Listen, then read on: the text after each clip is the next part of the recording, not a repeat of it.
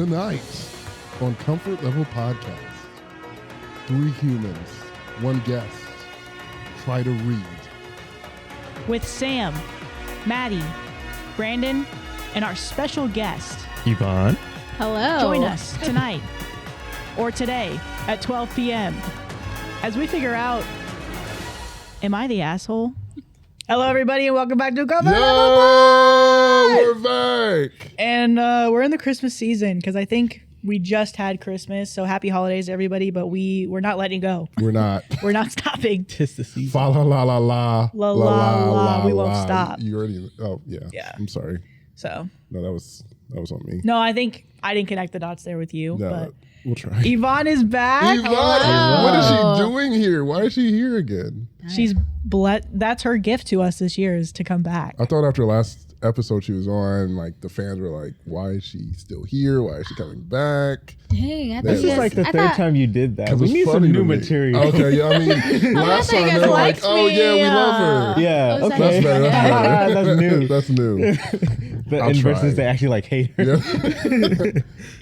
No, I think she was a fan favorite. Welcome back, Yvonne. Thank you. Welcome back. That was I so wanna insincere. I want to say that was a really, really cool intro. You liked it. I really like that. Anybody have any crazy holiday things they need to tell us? Anything crazy happen? My snowman walked away. I built a snowman and it got feet and it said, "I'm heading west." Why West? Why I don't know. Okay. So I was like, that's the opposite of everything. Like you might want to head north because it's cold. No, he's going Cali. He's Yeah, like, he I went gotta to follow my Cali. dreams. He's becoming a TikTok influencer. He's I don't in think LA. that's safe for him. I think he should cancel his trip like this next story. Oh! Don't ever trust Maddie because she'll use you to make a transition. I did hear what I have to say, and I thought it was a little crazy. I didn't think it was safe for a snowman to go west. No one I still does. don't think it is. Me either. And I think he should cancel his trip. It's also a transition phrase. Okay? 2 birds, 1 Yes. stone. Okay. I'm Happy sorry. holidays, everybody. Merry What you want to learn Kwanzaa. about Kwanzaa? Hey. What's a winter holiday? Kwanzaa. What you want to sing about? Kwanzaa. Kwanzaa. Everybody wants Happy it. Hanukkah. Kwanzaa. It's a Hanukkah in winter. your cup. Oh. Dreidel. Oh, Jew is in my hut. Oh. Did you know that I got a menorah, baby? What? Hey. What? Dreidel in my henny. Fire. Wow. Yeah. So first story, am I the asshole for canceling a trip because my fiance's ex and her baby are coming? At what point is it like, okay, maybe we're too close to the co-parenting is a little too much? Wait, but she said And my her fiance baby. and her baby, not Mhm. their baby. Mm, So Mm-hmm. yeah. a little weird. I'm going to say no. Yeah, me too. Am I the asshole for canceling a trip because my fiance's ex and her baby are coming? I, female 32, have been with Kyle, male 37, for 2.5 years. We got engaged 6 months ago. Kyle has been divorced for over 5 years. He was married to Elena, female 37. They have a son, Grayson, male 8. Elena has a toddler from a guy she met after her divorce and dated briefly, Ella, 2.5, female. Grayson is a wonderful little kid. He has his room in our house and he is so loved by all of us. Kyle and Elena are good friends and co-parenting great. The problem that I have with her is she's everywhere. Besides the holidays and birthdays, which I understand, Christmas, Grayson's birthday, and Thanksgiving, Elena and her baby are pretty much invited to any family function such as Kyle's birthday, Kyle's parents' anniversary, my birthday. Yes, Kyle invited her to my birthday. Our camping trips. I have talked to Kyle many times, but he thinks I'm being insecure for no reason and making a big deal about nothing.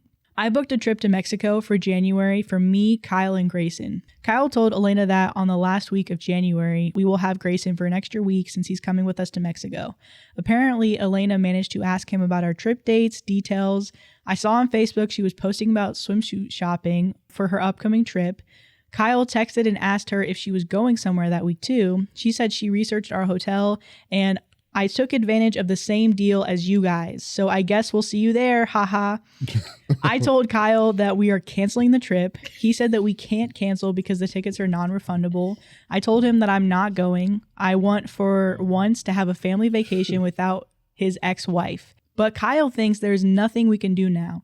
We need to address this for future plans and be more clear about boundaries. Am I the asshole? And then there's an update.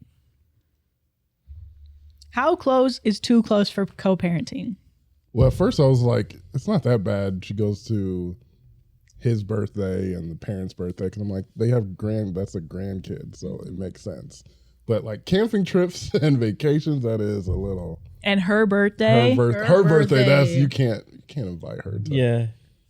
Unless does he think like, oh, they're friends? Because she said she likes her, right? I think she's been vocal about being like, I don't want her here. And he's still like, come on, stop. Like she's the mother of my child. Like she's going to be here.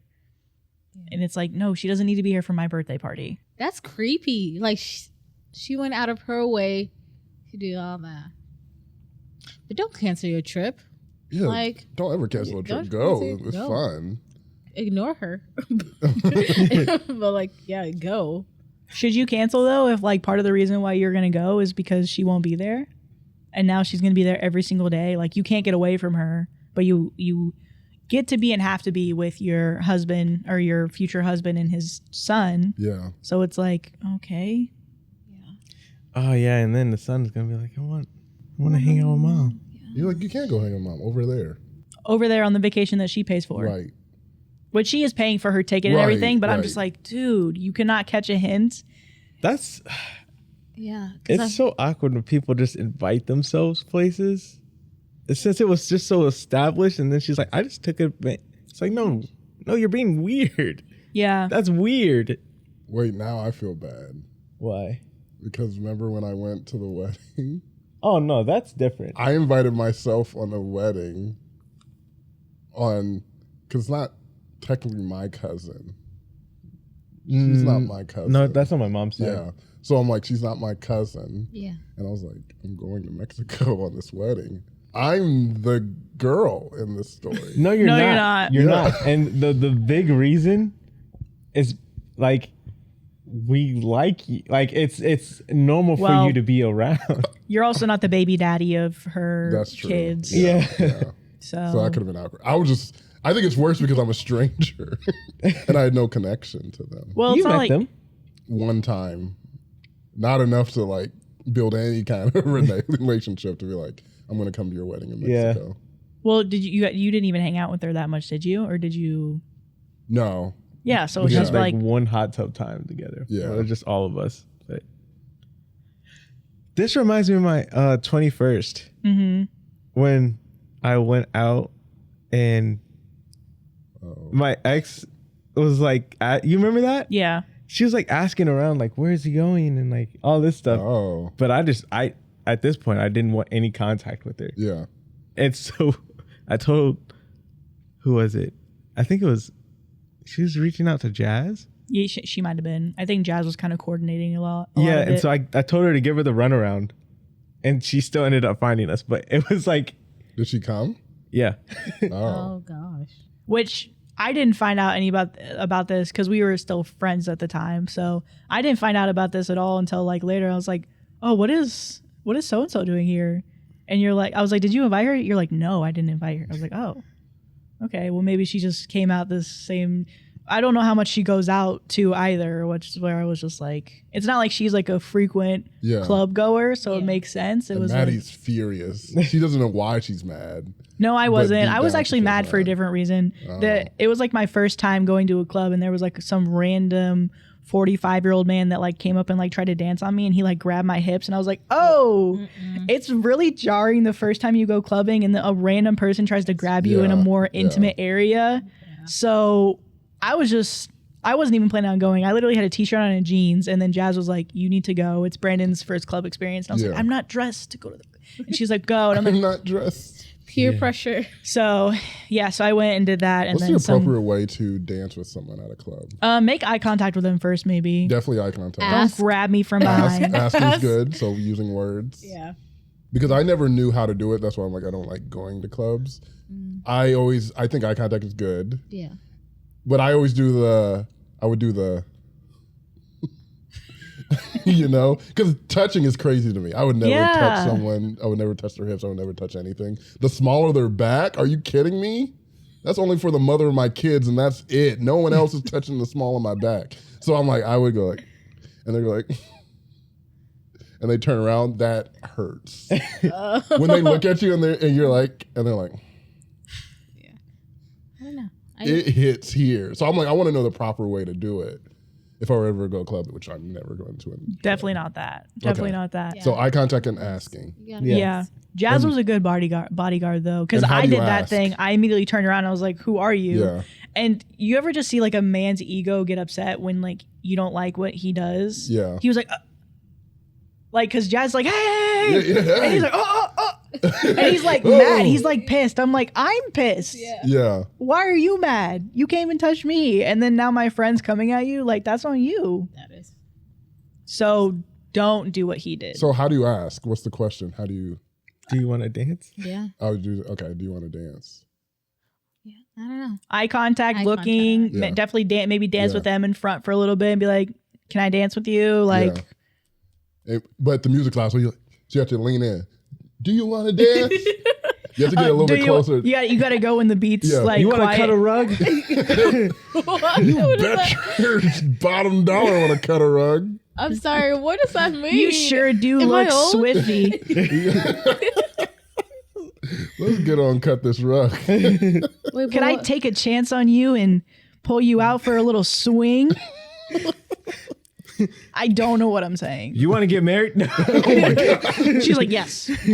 Absolutely. Things move fast. Oh, back I yeah. think you're the love of my life. I think the other weird part though is that my ex, she was like out. She had been out since like 8:00, and we didn't get to the club till like 12, and she still found me, and I was like pissed. I was like, dang, that was crazy. Yeah. But that's what that reminded me of. Just like that whole like, what? Okay, every sign is saying either don't come or you're not invited. Yeah. Why did you force yourself to go into that scenario? Yeah. But some people can't read the signs. And that's like an international trip too. Yeah. That's crazy. Yeah. Yeah, no. Well, there was somebody in the comments who had mentioned how they're like, I'm pretty sure the baby mama is just doing this to get under your skin. She knows how much it bothers you. And I don't remember what they were saying about like. Oh, so you think this is the animosity she's given to? Yeah, she's like, oh, I know she hates it when I invite myself to She's things. being So she's Nebraska like, nice. yeah, she's being Nebraska nice. And you Well- can't call her anything because she's not doing anything outwardly. But it's like, how far do you take that? Because that's a probably expensive trip because you're paying for yourself and now you're 2-year-old. Yeah. And now you got to hang out with somebody. So top comment, not the asshole. There's good co-parenting. And then there's this. It's nice that they're friends, that they and you are great with Grayson, but you are not getting any alone time, which will drive you two apart. And Elena is reveling in it. Elena is a single mom and probably wants to get back with Kyle. This isn't right. Your boyfriend is not looking after you properly. He needs to buck up or this will not work for you and Kyle. Yeah, my only pushback against that is then what is good co-parenting? So do you want there to be like a dislike of them? No, I think we kind of said it earlier. It's like personal vacations. Maybe you guys can go on a vacation together, but not all vacations need to be together. Birthday parties, you don't need to be there for that. I do think birthday parties. I just don't think her birthday party. Yeah. I think it's like Kids' birthday. I think his Oh, yeah, parents. for I sure. think his birthday party. I think his parents' birthday party is fine. hmm I think her birthday party is wrong. I think maybe it also is dependent on how much you're going up and interacting with the two of them when maybe it's just the two of them Yeah. compared to like if you're at like the parents' birthday party and you're with your son or whatever, like how much are you going up and it's the three of you compared to saying hi to other people, checking on your son, Yeah. maybe spending time together, but how much is that compared to how much they get by themselves at a party or whatever? Parents that deal with co-parenting, what is a healthy way of what do you guys see as a healthy way of co-parenting? Is this fine or is this like, no, this is too much? And this is just a common thing. It's like people have kids with people, they don't end up together, and they have to figure out how to continue relationships without ruining the kids, but also allowing you to grow and move on with your life. I don't get how people do it. Preferably, I want to do it once, and that's it. I don't want to deal with the whole mixed, blended family. Yeah. stuff. Heavy on that. Well, in my experience, I don't know. They never did co-parenting my parents. They were always just like separate, or like my dad wasn't there. Yeah. But there was a point where he was dating someone, and I remember they were trying to get us to come down to Arizona to visit them. And I was like, I don't want to visit you. Right. There was other reasons involved, Yeah. but I was like, girl, I don't want to get to know you. Like, but I guess the kid's young enough where it's like they need the parents to be, I don't know. I feel like, because I get what you're saying of like having a co-parenting relationship is good to have and it's kind of rare to have. Yeah. But I think this is too much. Wait, does Mama G know about 210? No, she doesn't. What's happening on 210? The Blachelor, baby. Your boy's looking for love. And I hope Mama G knows about it. Inviting Because Mama she'll G. sign up. She'll be immediately one of the contestants. I'll give this my year. mom like a 5-minute area where you can ask her whatever questions you want. Okay. I'll give her a little segment. She can compete with other people and see. Well, that's the thing. I don't know if we should allow her to compete because she would win. So like, It's not a competition Yeah, she where needs to people have don't compare. Mama G's. If royalty's there, if a queen's there, what else the other people got to do? Hey, we got other queens on we there. got queens, we but got Mama queens. G is a queen, and I would never disrespect her in any way. So no, she doesn't. Honestly, she hasn't asked me about your dating life, and Yeah, because she's she like- hasn't been interested at all. But I That's can because she's see being if polite she's and she doesn't want to ask you. okay. I don't think she is. Because it's a conflict of interest for you. Because you're my boss, so she can't ask my boss about my love life. Right? I don't think she wants to. Okay. Just float it to her. Because do you guys text? Do you guys talk outside of this? We Snapchat. She doesn't use Snapchat. I know she just has it for me. I'm Oh, her only okay. friend on there. What's her name on there? It's Mama G. Oh, okay, so Yeah, it's not. She got Okay. Mama Yeah. G. Mama G 55. Wait, has Mama G? But anyway, 210, 210. The Blachelor. Google form below if you guys want to be a contestant. We're probably gonna pick between 3 to 5 to 6 people Or to actually 20. be on the live Hopefully stream. We get 20 people. Oh my Dang. goodness. So yeah, we will. We're gonna have an MC. I think we're gonna try and get Sadia to come on and help us out. Maybe Brandon. I think Steph's gonna be a part. So it's gonna be fun. We're gonna read some Yes. stories, and then we're gonna go through a dating simulator. Well, no, real life. We're gonna find a date for Sam. We're asked the tough questions. So you guys might be asking, Especially what's the question prize 6. besides Sam? Yeah. We're gonna have you two talk and maybe go on a date, like a Yeah. virtual date. 210. Can I be in the audience? Yes. Is that allowed? Actually, Yeah. runner up gets a date with Yvonne. I mean, What? maybe. This is Let me think about it. So there's an update to this. So first of all, thank you for every single comment. I read all of them. Kyle came home late last night since he was working on a project with his coworker. He saw me awake and got surprised and asked if everything is okay. I said we needed to talk. I basically told him that either he tells Elena to cancel her trip and establish his boundaries or we are done. He said, oh my God, you're still on this? And I'll talk to her for future events. Let it go for fuck's sake. I said, no, she and her baby are always in my hair. I get upset. You convince me to let it go. And then it happens again. I reminded him that last June we hosted Elena's baby's birthday in our backyard and paid for and did everything. And you told me to let it go. Where is the limit? Will she be invited to our wedding and be in the bridal party? Will she be at our honeymoon? Will she be at the delivery room when I give birth? He said, we're both tired. We can talk tomorrow. I told him I can't wait until then. Will you ask Elena to cancel her trip and tell her about my boundaries? And he said, I can't make her do anything and she is no longer my wife. I can tell her you don't like her and you can't stand her. Happy? And I said, I don't feel like I'm ever going to be your wife. She is more your wife than I'll ever be. Ooh. She just doesn't like to put out. So you got me for that. That's how I feel. I feel so unloved. If we Oh my ever God. break up and Elena takes you back, would you two get back together? And he said, stop. You know how much I love you. Why are you saying these things? And I asked again and again. And he said, what do you want me to say? That if I'm single, will things work out with Elena? I guess. I got my answer. I gave him the ring and said, I'll leave tomorrow. He said, what? Are you serious?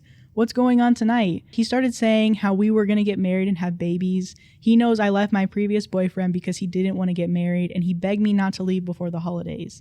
He suggested staying and started counseling in January. I told him I really don't have the energy or time for this. He started crying, and I was awake all night crying on and off. In the morning, he made me breakfast and hugged me, which was really uncomfortable, and said, please don't end it permanently. Let's be in touch and work on our relationship. And I told him, no, I can't. Sorry. Again, he cried and left for work. I talked to my brother in the morning. He and his girlfriend will let me stay with them until I find my place. I wrapped the Christmas gifts for Grayson, mostly, and him, and left them under the tree so they can open them on Christmas morning. He asked if I could at least join them for Christmas morning, and I said no. As for the tickets, they were on my credit card, and I called Air Canada to see if I can transfer them to my brother and his sister. I'm so grateful for letting me stay at their place. Never trust a Kyle. Honestly. Yeah. That was the first red flag, was the Kyle. Except for our Kyle listeners, but that was the first red flag. No, even you, Kyle listeners. You made one good decision by watching us, but I think that's the only good decision you've ever made, Kyle. Okay, that's harsh. I said it. And I don't think that's true for the Kyle listeners. I know like 5 Kyles. They're all bad. They're evil men. I don't think I know one Kyle. That's good. You probably have a good life. Good. I know like 3. Yeah, Okay. And they are for the majority. Okay, we went at about 30 seconds of Kyle slander. Okay, So that- Until next episode. You know what? Why did they pay for her 2-year-old's birthday party. have it in their backyard when he's not even the father? Mm-mm. Wait, he's not the father of the kid? The youngest. Yeah, no. the youngest. He's not. He's the father of the 8-year-old. I think her name is like Ella or something. Oh, Yeah, I didn't Ella's a realize there was 2-year-old. 2 kids. I thought there was only 1 kid. Yeah. Yeah, there's one kid. So that's why in the title it says my ex and her kid. Oh. Or his ex and her kid. Okay, that makes more sense. Yeah. Yeah. Wait, so the youngest one? The youngest isn't his, Gotcha. and And that's Grayson. No, No, that's Grayson is Grayson is 8. his. Ella Grayson's is like 2.5. 2.5, yeah. Okay. How did I get so confused? I heard the 2.5 and I never heard the 8. yeah, Grayson's his.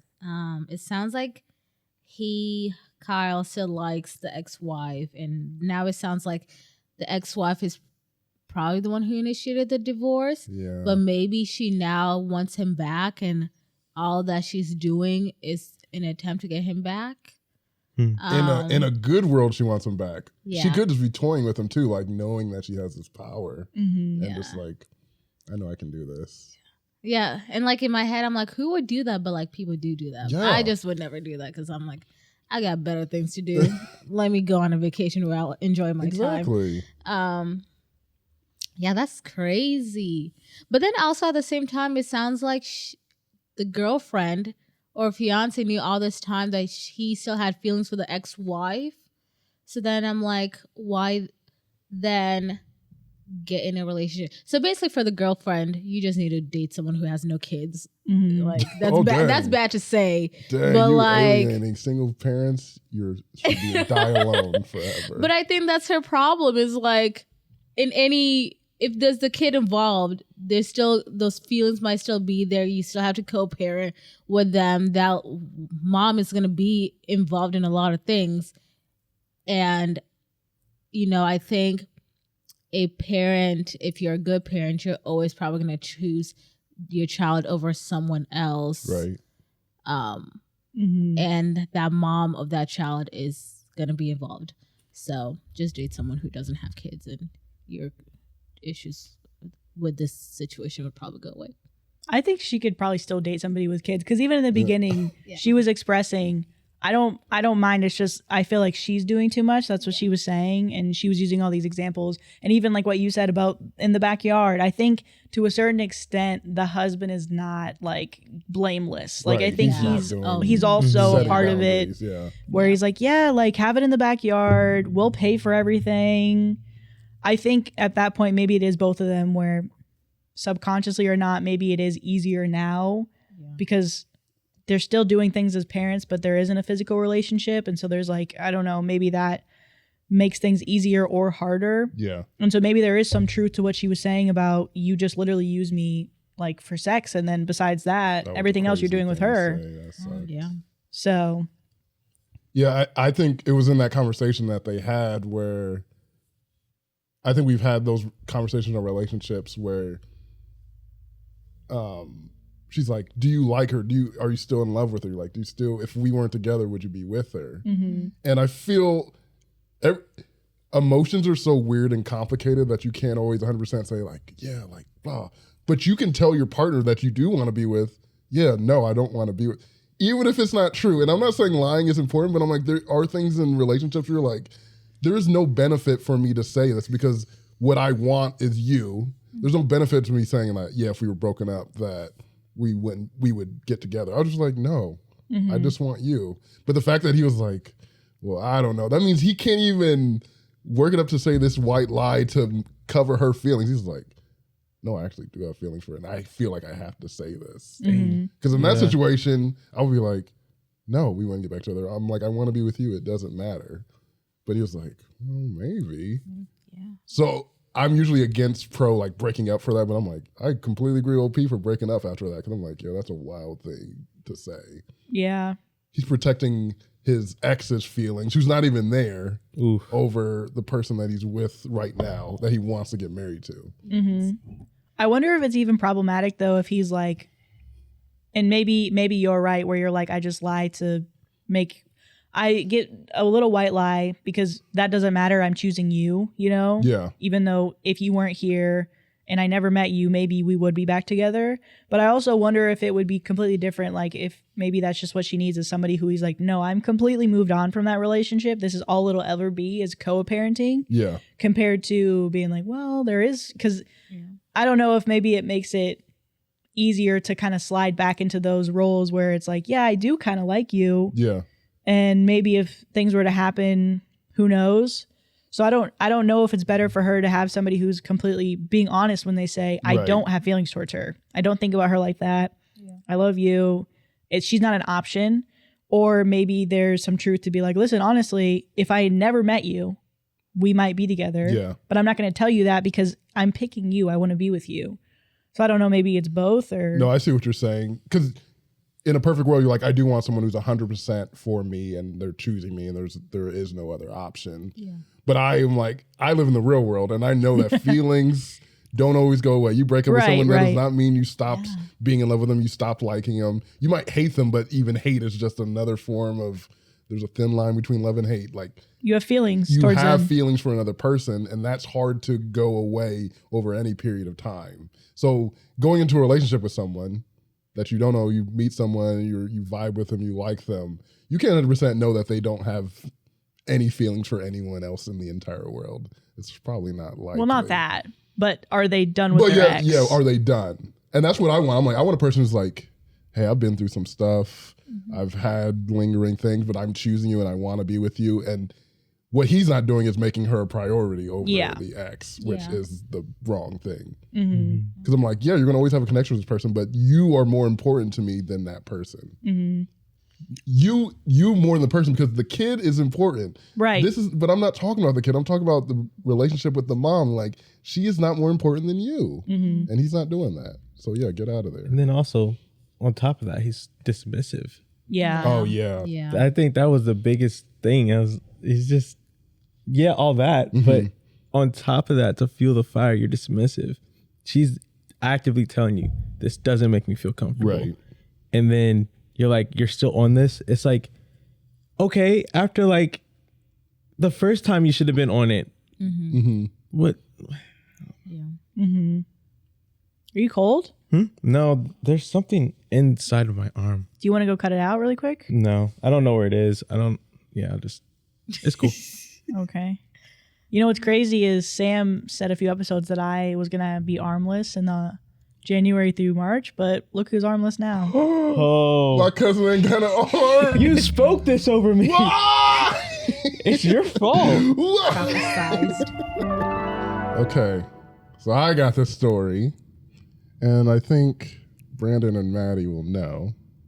I think you've heard about it, Yvonne, because we've talked about it on several episodes.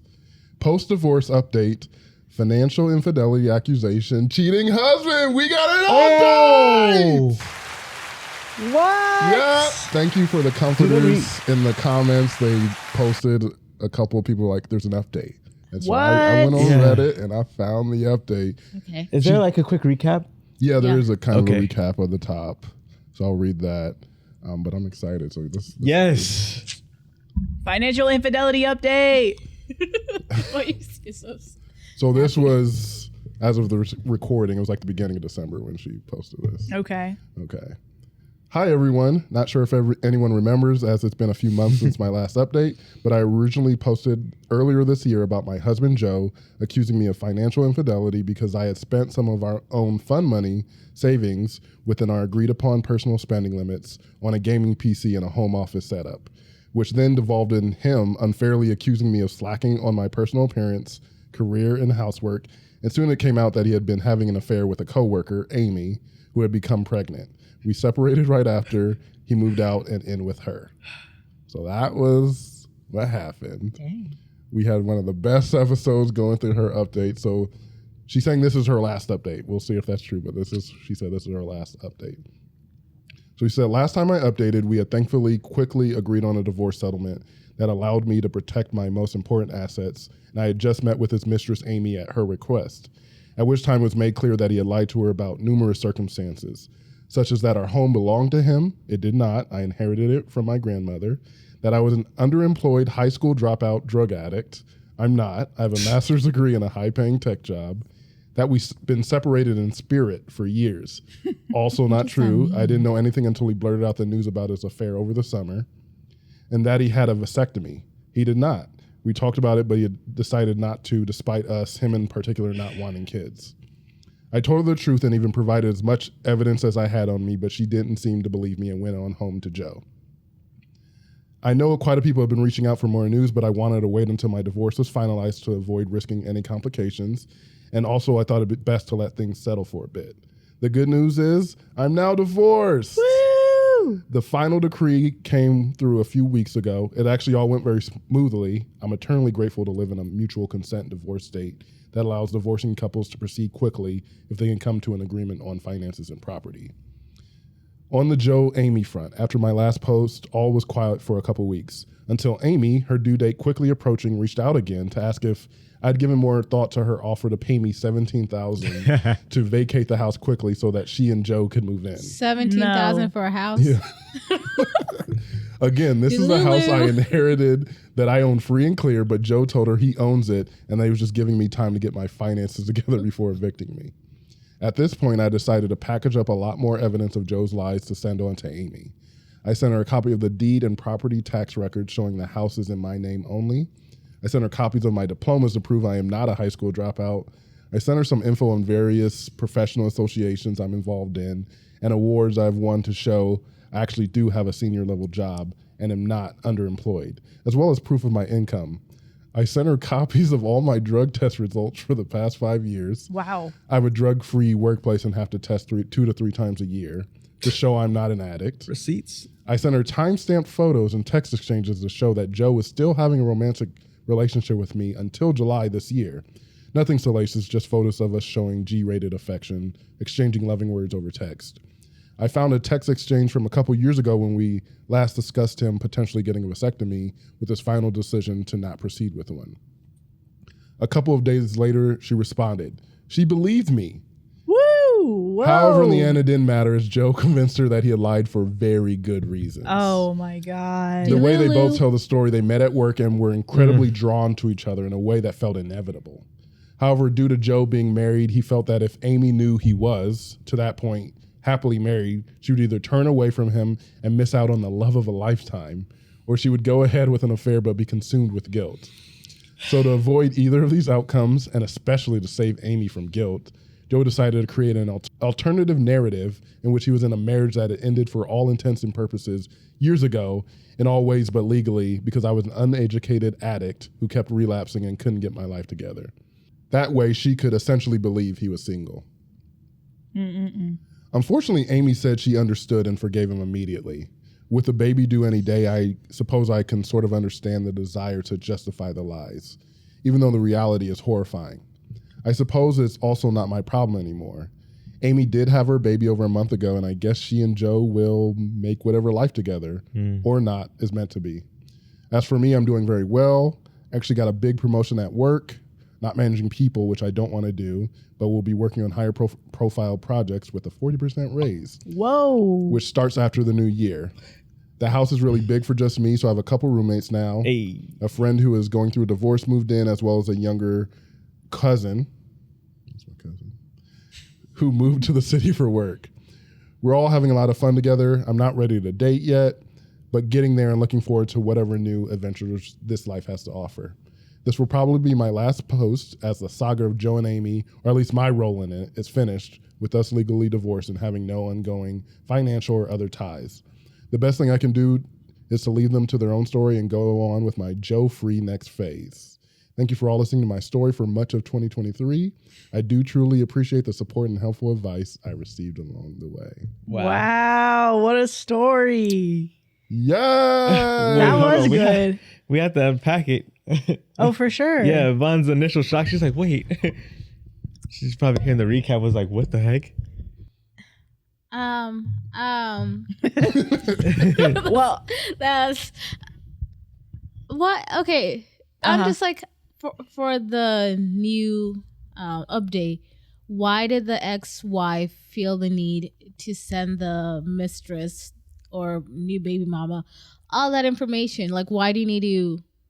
he was really bad mouthing her to the point where this woman genuinely believed that she didn't have a job, she was a drug addict, and she didn't own the house. Like, she was like bothering her, like the $17,000 for the house. Yeah.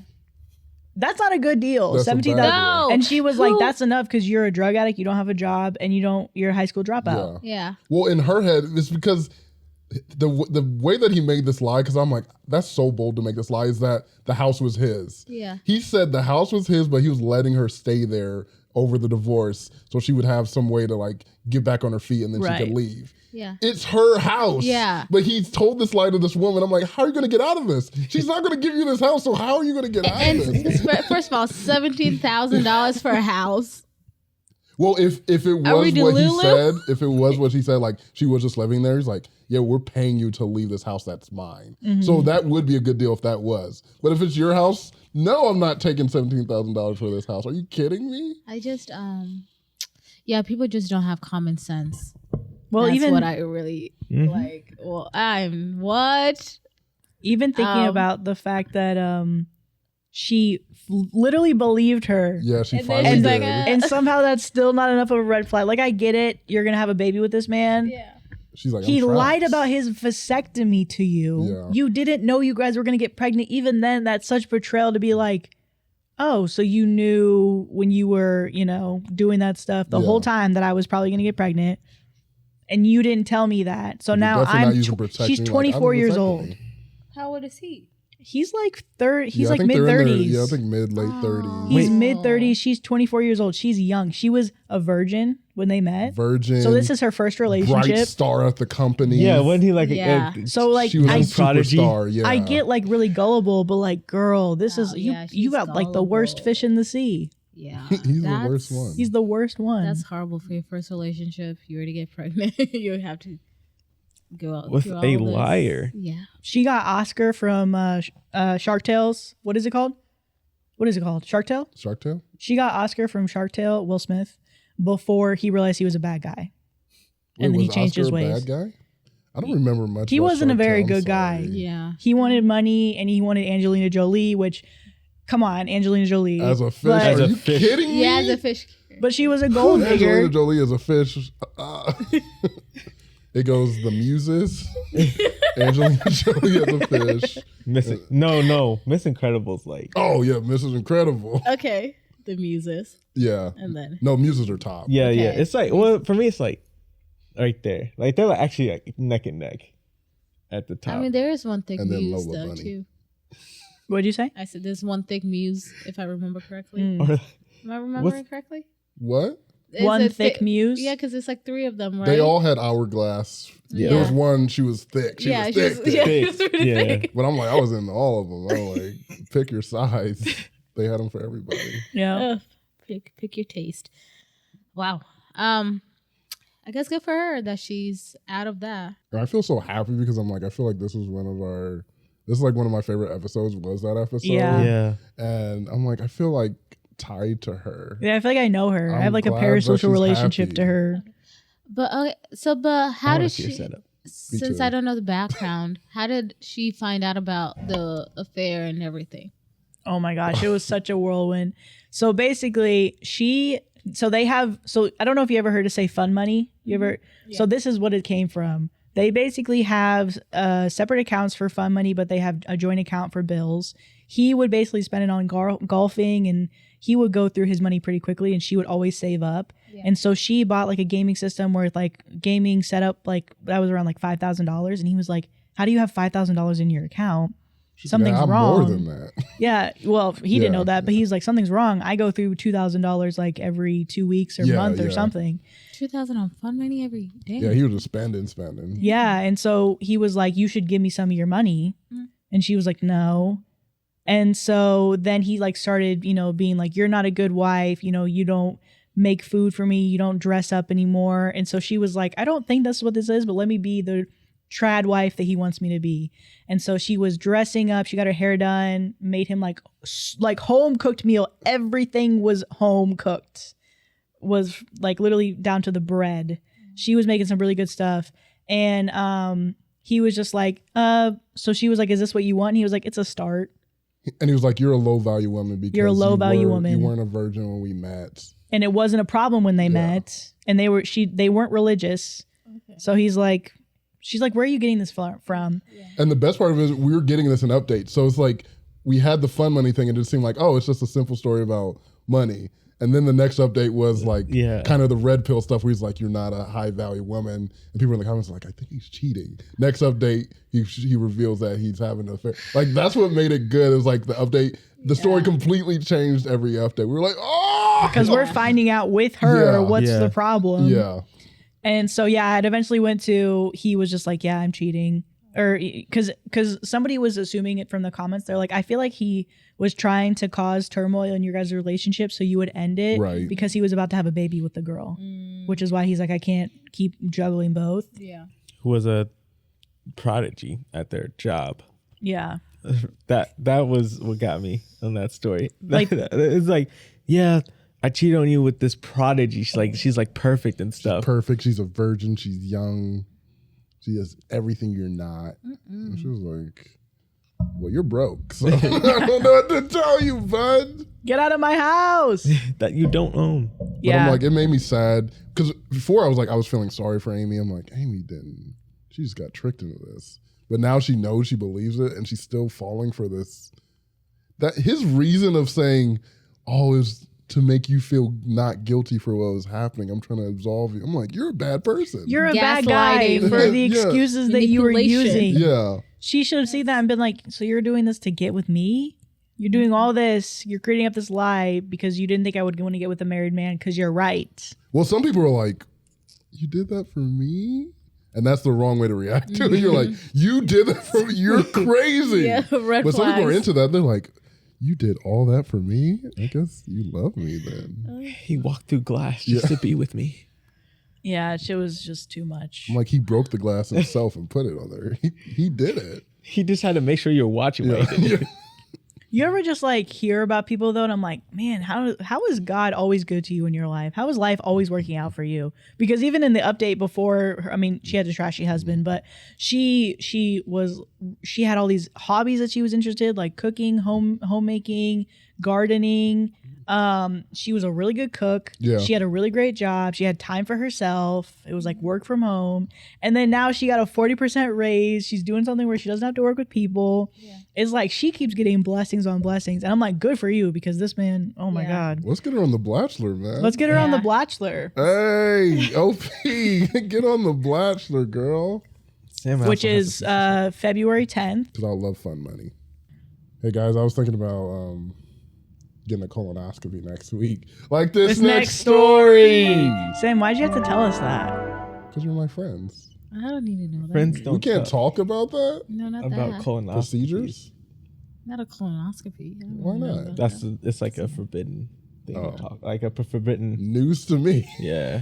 He's like, because I've been telling everybody, but they stopped hanging out with me after I tell them that. That is actually, now that I know, I have said it to I said it to my mom and she hasn't responded. She's blocked me. And I know you watch these podcasts, Mom, so hey, hit me back. I love you, girl. Am I the asshole for telling my husband that he has to let my dad witness his colonoscopy? I don't care what the story is. We got to act this one out. My mother-in-law wants to be in the room when I give birth. She is an unpleasant and pushy woman, and none of her own daughters have allowed her near them when they give birth. My sister-in-laws are all at least 12 years older than my husband and are all done having kids. I am the last chance for my mother-in-law to see the birth of a grandchild. I have zero interest in letting that judgmental old woman see me down there. She's objected to me from the beginning because I have tattoos and I'm not in any way interested in being a stay-at-home mom. I have a lot of tattoos and a career I plan on continuing, and I have tattoos down there that are none of her business. My husband is her baby boy. He's a good husband, and he has stood up for me against her many times. When she tried to interfere with our wedding, he put his foot down. When she tried to convince him that we should move to his hometown where he could work from, but I would not be able to find an employer in my line of work, he said no because my career is important to me, and while we can live off of his earnings and the cost of living is lower in his town, our combined earnings are much better altogether. She started crying to him that all she wants is to see her grandchild being born. All of her friends have experienced it and she wants it. He is starting to crumble under her emotional blackmail. So I made it clear that the only way I would agree is if, before the birth, my husband made arrangements for my father to witness him getting a colonoscopy. He would need a ride anyway, so 2 birds, 1 stone, you know? He said I'm being ridiculous because I said none of my brothers would let my dad see them getting a camera shoved up their ass, and he felt left out. He finally understood my point, but his mother is upset that I used such a stupid comparison. She says that it isn't the same thing. I offered to change it to me watching her getting a Brazilian wax, and she hasn't called me in a week. I know seeing a baby being born might be her dream, but I'm not interested. Am I the asshole? And then first line of the top comment is giving birth is not a spectator sport. Yeah. That. I think you get to pick who's in the room with you when you're C's giving there. birth. Yeah. Do you think well, I'm not even gonna ask that. I feel like the wife, the person giving birth, the woman gets more of a say of who's in the room than the husband. I know some 1,000%. people are like, well, we'll decide together, but I think there was a story that we did before where like the wife had a really bad relationship with her mother-in-law, and the mother-in-law still wanted to see the baby. It's like, no, you're not going to see me, and it's such a vulnerable state. Right. When I need, I don't want to see you either. Like, Yeah, I don't want to see you. yeah. So I think it was actually a really good comparison, and even the Brazilian wax one, it shut her up. So Yeah, I think the rule completely, it's the easy rule. Just she gets to pick who's in the room. Yeah. That's And it. I mean, you still get to see a grandchild eventually. Like, Why you gotta see it come out? yeah. Why do you want to even see it come out? Like, it's not going to be pretty down there. Especially with her bias of tattoos. yeah, That she just already ruins is. everything. Mm-mm. I'm curious about these tattoos. Yeah, she's like, she has tattoos down there. I'm like, how does that happen? Or, okay. Yeah, That's just my mind, But that's between me and my husband. He's the only one who needs to know what this tattoo says. You don't need to know what this tattoo says. I wonder what mother-in-law. I wonder what her words were for her having so many tattoos. So I was like, that would have been a good thing to say too. It's like, oh well, I'm pretty sure you don't want to see my whatever you said tattooed body because it's everywhere. Just an FYI. Probably says like someone at our church said the marks of the devil. And they're like, She who said that. yeah, this is such a simple story. You're not the asshole at all. Yeah. I think it's just good. It's just good to hear some stories where it's like, yeah, let me hear that sass. And it's not like anybody needs to fight for you over the internet. It's just like, you just get to be like, Yeah. It's a good story. appreciate Yeah. this. And I like how she stood up for herself. Yeah. I like that. And I like Even though she shouldn't have to, like, it's a husband- story where the husband's actually doing it too. Yeah. 'Cause there's so many Mhm. stories where like the husband's like, that's Yeah. my mama, Mom. man. I can't say nothing to I'm her oh, baby. mama, her. mama, I look fly. Anyway, the Why, wife was, why is anyone begging to go to some? I would never beg Yeah. to see someone who's not my wife. Well, I remember there was like talks with one of my friends, one of my very close friends. She was having a baby, and they were like, "Oh, maybe you can come." But then she got scared because of like the whole, well, not myth, but frequently happens that while you're pushing, you poop. And she was like, I don't know if I want you to see me. And I'm like, I don't want to see you. I'll come at the end. I don't need to be there. Because I don't know if our friendship will be the same if I'm looking at you and that's what I saw. Because it's like, yeah, I feel like there's certain boundaries with friends. I'm like, I don't need to see you. I'll see the baby when, it's cleaned up. Yeah. You take a nap. Everybody took a nap. Everybody ate. Yep. Call me when it's all done. You got the onesie got on. Head shaped right. Yeah, the head's coming. It's not like a cone. It's popped out. They took a little. What do they put on the car to like pop the? They like put on the baby, and they're like, all right, it's good. Okay, that's good. Wipe his face, okay? I don't want to see blood and stuff. Yeah, the white.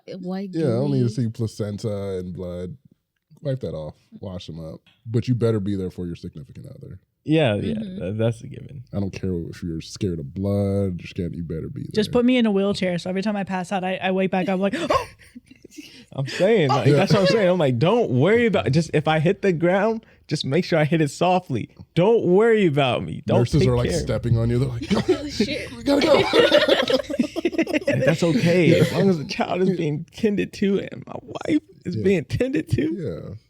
Yeah. Every single, it's just like, what are those dances where it's like da da da da da da da? Oh, voguing. Voguing, like every single time Brandon comes up, he just like vogues back down because he's like, because nobody's watching him.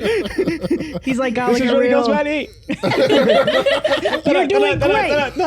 The baby looks really good. He's just serving. Don't worry about me, nurse. Take care of her. He's just like serving, like this next story. We gotta act it out. Oh, Hey, remix. hold on. Wait, that was kind of That was crazy. hold on. Maddie, don't make mistakes. Hey. Great. Except for this one. That was one. Happy mistake. Okay, so what does everybody want to be? I don't think I've ever had. For the reenactment? Yeah. I've never been. You've never done one? No. Wait, who's all in it? Okay, so it's the We got the boy? mother-in-law. We got the OP. We got the husband. We got the tattoo. No, I'm just kidding. We We got got the the tattoos. tattoos. We got the baby. Yeah. Well, we got the baby. Do we have the baby? Is the baby there? No. No. Okay. it's in the stomach. And we could have the dad-in-law. Oh, yeah, for the colonoscopy. Yeah. All right. I can be the mother-in-law. Okay. I don't know. Okay. I guess I'll be the wife. I don't know. Oh, you guys want to be the wife? You want to be the dad? Okay, I'll be The dad-in-law? Yeah, because I don't know what I'm supposed to do. So we How got this we got works. husband and wife. I'll be the husband.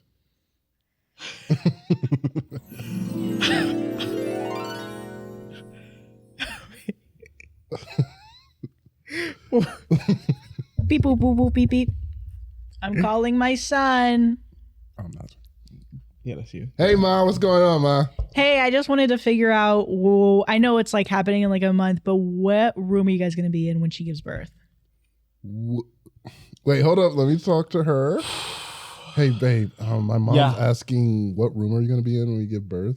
Hold on. These contractions.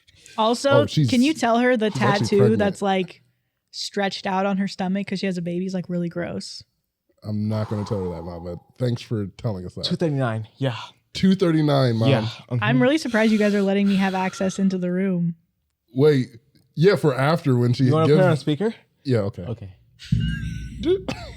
You're on speaker, Ma. Hey, daughter-in-law, that tattoo that you Mom, have. what did I tell you about the tattoo thing? Don't talk about the tattoo thing. She's still on that? Yeah, she's on the Oh my tattoo thing. gosh. I love it, girl. You look good with that Eh, thing. You know. it's a dragon, but Yeah, it looked not- like a snake right now. Yeah. It ain't got the wings I anymore. like when it shake. You know what I'm saying? Hey, Wait, no, but we're good. We're good. Oh, wait, we're no, good. hold on. That's the baby. It's kicking. Yeah, It's not shaking. Oh my God. It's kicking. Okay, she's firmly in labor, Mom. So No, it's just contractions. Oh, it's just contract. Okay, Yeah, never yeah. mind. So I don't want to be above the shoulders in the room. Above the shoulders. I think I want to watch her give birth. In the room. That's what I'm gonna do. I decided that. Wait, did you say she could be in the room? I didn't. Did you? No, of course not. Mom, you're not going to be in the room. Yeah, not happening, Cap. Honey, Mom, you're not going to be in the room. all of your sisters wouldn't let me in the room. I've never Yeah, that's gotten for to a reason, 'cause experience. you keep trying to bring camcorders and record my sisters giving birth. Well, They told me about that, Ain't Mom. finna happen to me. it's funny to post to YouTube and post You commentary can't and be like, it's bootleg gross. your kids' pregnancies. It's against the law, I think. I post it on there, I make fun of it, and then I move along. Yeah, Like, that's look not at happening. Look at my grandbaby's head. Your TikTok career is not going to get off the ground on my wife's back, okay? You should see my roasting platform. I have like 3 million followers. What, It's- really? I'm going to have to look at that, Mom. Okay. Yeah, I've been roasting you her can't come- tattoos Don't this whole encourage her on time. this. Okay, yeah.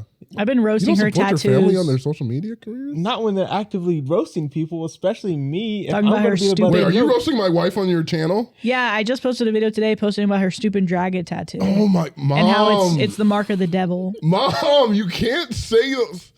You definitely can't come. You know that's why you can't come, right? No, let me Okay, talk. I'm kidding. okay. I'm kidding. No, Okay. no. But that is the mark of the devil. You know what? Is your husband there? He's dead, and you know that. You son of a bitch. Dad's dead? It's supposed to be your dad, Brandon. Oh. Oh yeah, my dad. Okay. Wait, my dad's dead though? Okay, no, you know what? Yeah, you know you what? never Mom. met him. Who have I been talking to? I've been texting this guy. Who is that? You never met your real dad. Who's my father, Mom? No, don't. Mom. No, I'm very pregnant. You cannot touch me like Mom. this. No. Who's my father, Mom? Whoa. Because I'm this baby's father, right? I think so. Who's mine? I think it was like Gerard Butler or something. Oh, okay. It's a really Or fancy wait, name. no, I think it was Idris Elba. Wait, who has the phone? Wait, which one's the mom? Because they're two different people, and I need to know. I think it was the Englishman. No, they're both English. They're both English. I think it was the One's very incredibly handsome. Yeah. handsome one. The Okay, handsome one. So the Idris one. Yes. Okay. Yes. Oh. Oh, I gave you the phone. I gave it back. Oh. Well, I think my wife has something to say to you. She Yeah, has a good yeah. Because aren't you analogy. getting a colonoscopy? I don't know what that is, honey. Hey, she has pregnancy brain. She mixes up words. It was Colonoscopy. I can't even. kick. I can't even say it how you said it. Yeah. It was the kick. It was the kick. It's the kick. She's into rest right now, so don't. But It's yeah, I am getting it's a crazy that you colonoscopy. literally have a tattoo of somebody's face on your belly. So how about my dad just accompanies, your son, because my brothers wouldn't let him when they had their whole procedures. So Good point. why? Let's do that. Yeah, what about that, Mom? That's a really stupid comparison. Oh, better yet, That's dumb. Maybe I'll accompany you with your Brazilian wax. Beep. Wow. Mm, Yeah, call your dad. Yeah. Let me. Forgot about dad. Because you have one, I don't. it's Idris. Oh, Idris. Hey, baby. Hey, Oh, Idris. hey. So Hey, baby. Hey, baby. Hey, baby.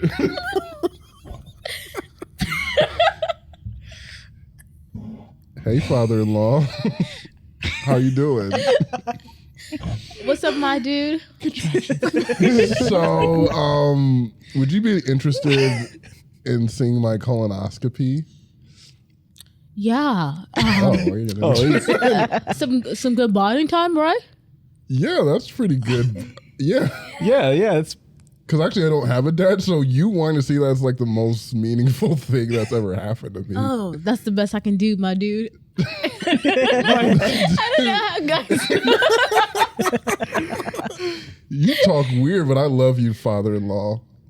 that's your dad. Like I thought it's your dad. yeah, but like Oh, he's basically my dad he's now. There's the dad you get, and then there's the dad you choose. You choosing him. Hey, he stepped up. Yeah. So I guess you're coming to colonoscopy Yeah. Yeah, what day is it? next week. Next week? Okay. You need a ride?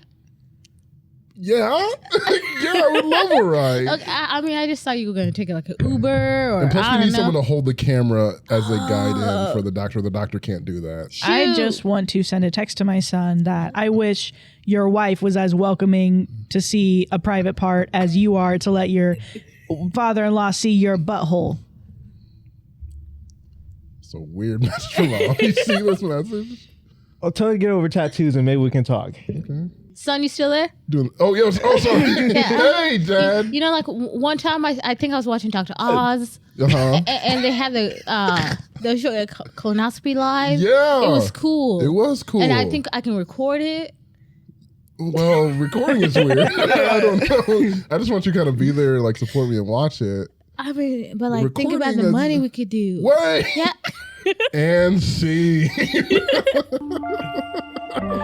Am I the asshole for expressing to my in-laws that I don't want to be their server for their family Christmas dinner? Ooh. I feel like this is a 90s movie plot where they lied about working at the restaurant and then their family comes. So they're like in the dinner, but then they have to change outfits and then they're like serving, they have a mustache and then they serve them. But they don't recognize them. They don't recognize them for some reason. Even though it's one facial feature. It's one facial, but no one recognizes them. And then they get caught because they're wearing a waiter top, but they're And then they bottoms. take up the mustache. Like, Am I the asshole for expressing to my in-laws that I don't want to be their server for a family Christmas dinner? So I'm a newlywed, and my in-laws are rolling into town for Christmas and staying at my husband's and I's new house. They mentioned wanting to dine out for Christmas dinner, but I offered to whip up a home-cooked feast instead. Unfortunately, they turned down the offer. Now here's where it gets interesting. I'm currently working as a server in our town after recently being laid off from my corporate job. Lucky for me, the restaurant is closed on Christmas Eve and Christmas. Well, turns out my mother-in-law had other plans. She called up my workplace without speaking to me beforehand and asked for me to be their server for their entire Christmas dinner. Wait. I found out through my husband that I'd be playing the role of their server for their festive family celebration, and my Christmas gift would be a sweet tip and takeout from my restaurant. What? Seems a bit odd, especially since our restaurant isn't even open on Christmas Eve or Christmas, and I'd be available to spend time with them on those days. They're scheduling the dinner before we close and making it their designated family celebration. Let's be real. Being excluded from Christmas dinner while working as their server, that's a hard pass for me. Yeah. Facts. Unfortunately, I was told that I was being dramatic, and there's nothing weird about being their server for their Christmas dinner. Thoughts, anyone? No, this is some weird stuff to request your... yeah. It doesn't sound like they want you a part of their family or their Christmas. Their Christmas party or dinner, not ours. And it's not even like you're not available at all. You are available Christmas Eve and Christmas Day. Right. Mm-hmm. And you volunteer to cook for them. Like, it gives me like rich people like, I'll give you money to do this thing for me to poor people, like just to see that I can't do it. That's what it gives me, that vibe where like I can buy you. Mm-hmm. And the audacity to be like, that's your Christmas gift. Yeah. the bonus. Like, okay, or the money tip. and left. Okay. And food from a restaurant that I eat at probably every single day anyway. Yeah, probably for free too. That I don't want to eat at. Yeah, for free. Why are you trying to pay? I would get it for free anyway. Unless this was a Qdoba and then I get it. No. And I'm like, No. if it was a Qdoba, I'm like, okay, we should eat here. Imagine having a server at Qdoba. So, edit. Wow, I'm truly amazed by the overwhelming support I've received. I've never expected this post to gain so much attention. Thank you to everybody who took the time to read and respond. I took the opportunity to establish clear boundaries during a FaceTime session, emphasizing that such behavior is not acceptable, particularly considering the racial and economic differences between us. Oh, I didn't even think about it. So there is. There is. Ooh. As a biracial woman from a lower class family, it was crucial for me to assert myself and not dismiss their behavior. I might take some time to respond to messages as there is a lot to sift through. Thank you all for standing with me. You've helped so much. Thank you. Yeah, that's another whole thing. Yeah, that's. So there is a racial aspect and a class aspect. Where Because I would pick up on the class thing, but The that's just race. doubling down. Like, you can't do that. I think it's wrong just already. Add In race general. in it. it's like you don't like your daughter-in-law.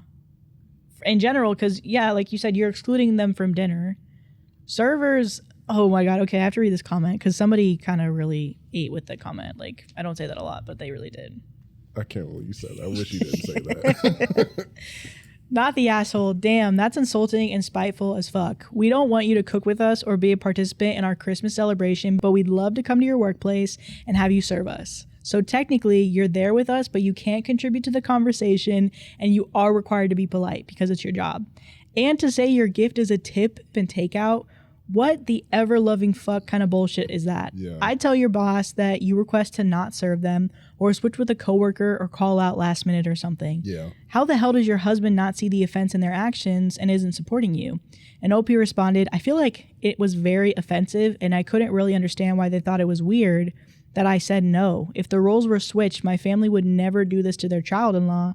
I've served my husband and his friends and family in the past, but not on a holiday where I was being isolated. I feel like I'm being gaslit. Mm-hmm.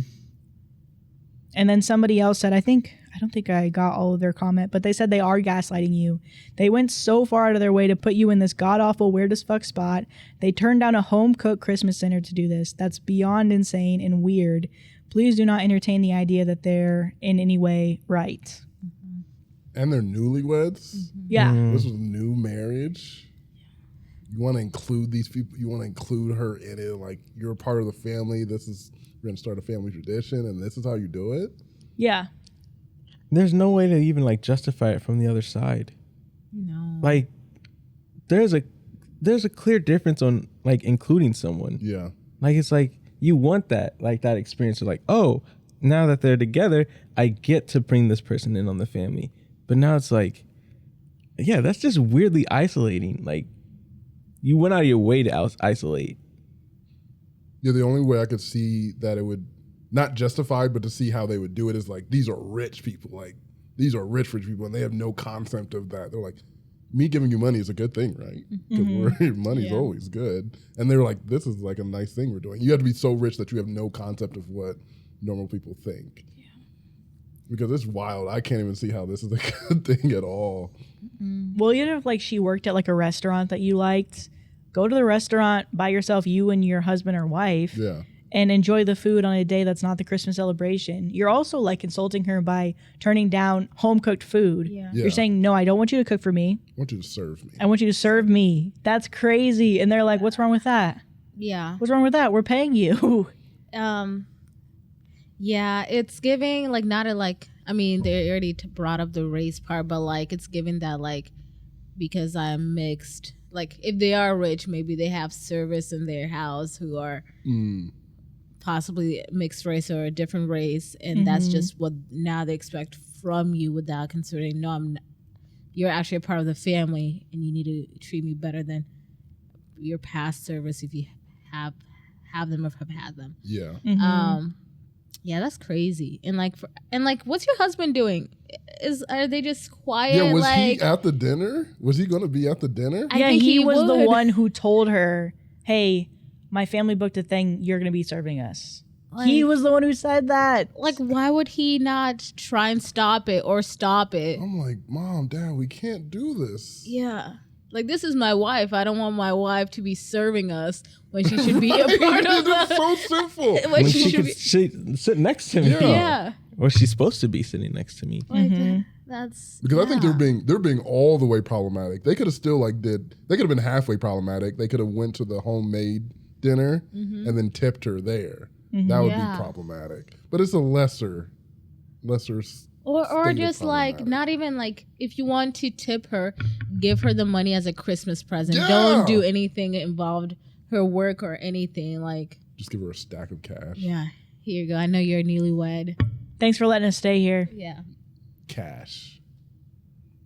easy. Yeah, that's Yeah, I hate this. yeah. You're not the asshole. I've never heard anything like that before either. Yeah, that's insane. But also, I'm like, the husband, this is his family. He obviously didn't see anything wrong with it. Is this indicative of your relationship? Yeah, that's what I was gonna say. Is there like an underlying problem to this? Like, is this a red flag that it's like one of those things? It's like, okay, now that we're finally married, this is starting to come to a head. Or like, you were always gonna choose your family over me. I don't know. I mean, if there's money really involved, right? But it's like, it's not even just that like it's the principle. Like, Yeah. I have a wife. You're specifically doing something to exclude her. Regardless of the tip, regardless of what you do afterwards. It's that thing right there. Like, it should have stopped at, oh, your wife's going to do this for us. Even though she could be a part and she's supposed to be a part. She's going to do it for us.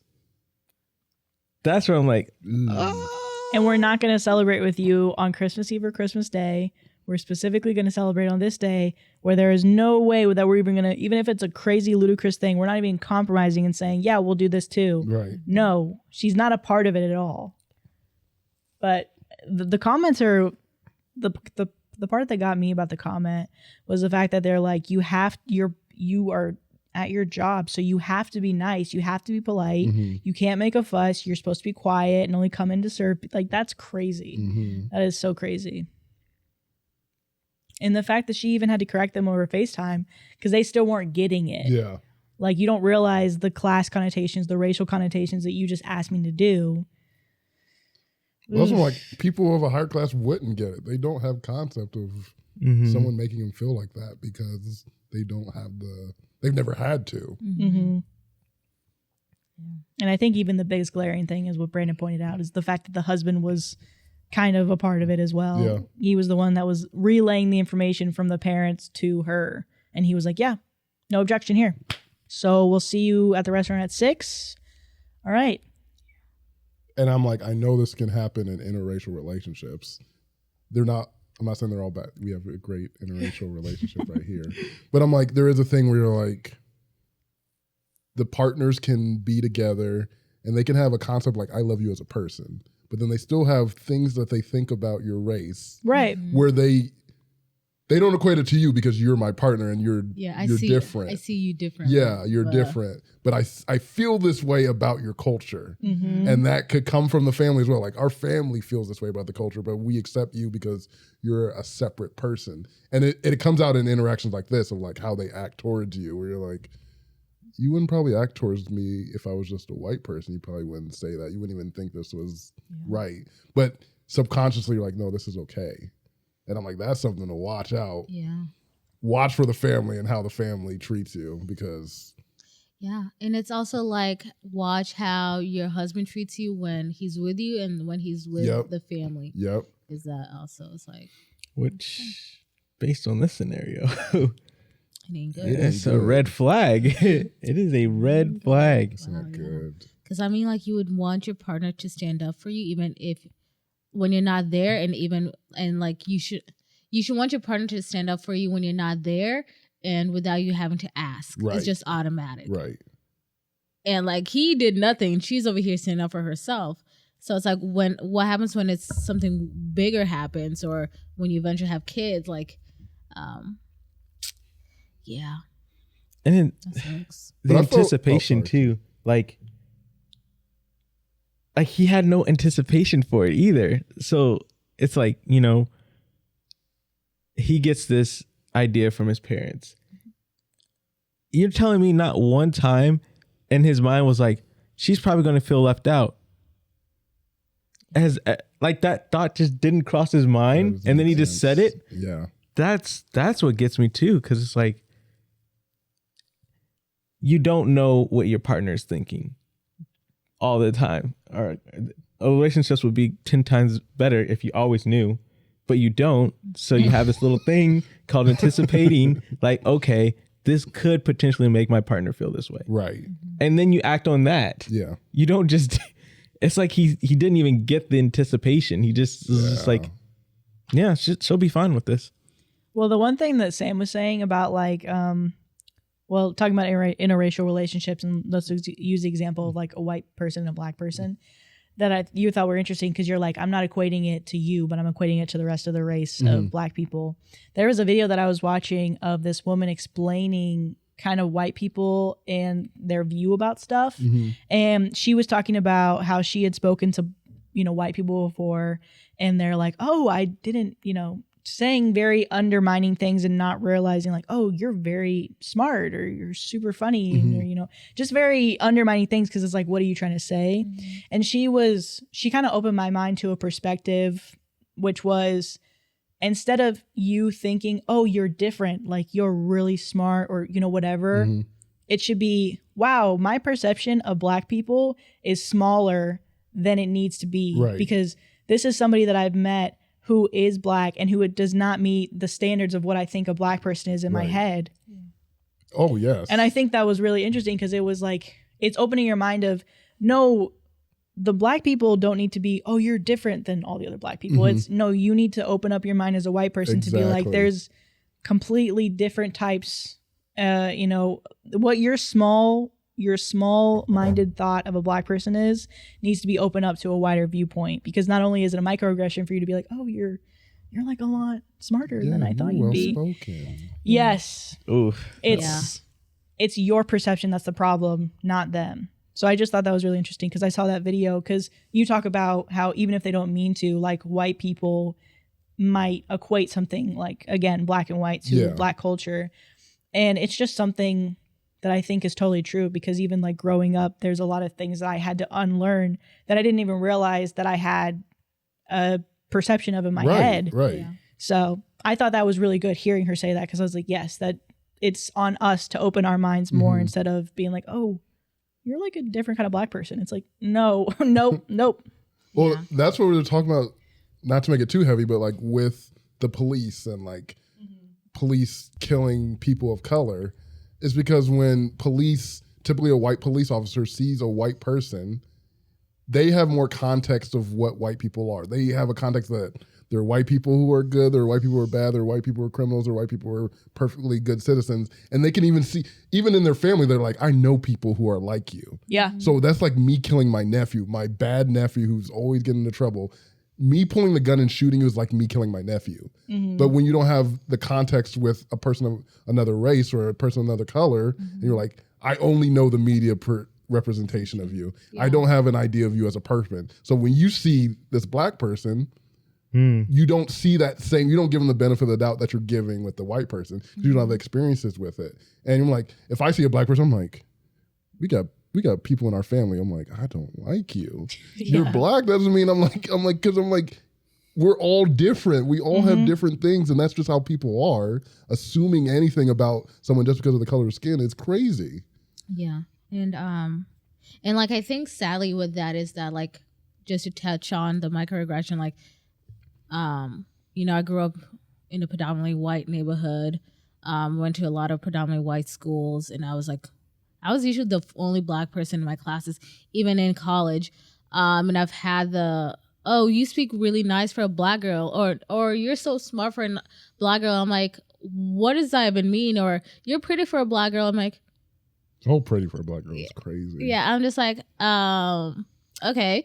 But it's like, you know, like in my head, I'm like, that's such a racist comment. But at the same time, like, I don't think you know what you're saying. Because they're meaning it as a compliment. They're genuinely thinking like, this is nice for me to say to you. Yeah, and you're like, okay. But going back to like the perception is like, it's on top of like police brutality and like that, there's also the perception of like black people don't feel pain, which then contributes to like the medical field, or how a lot of black women die from childbirth and high child mortality in that. And it's unfortunate, because it's like, that's not even a thing that black people have played a role in. We didn't create these perceptions of us, but now we have to deal with the consequences of it.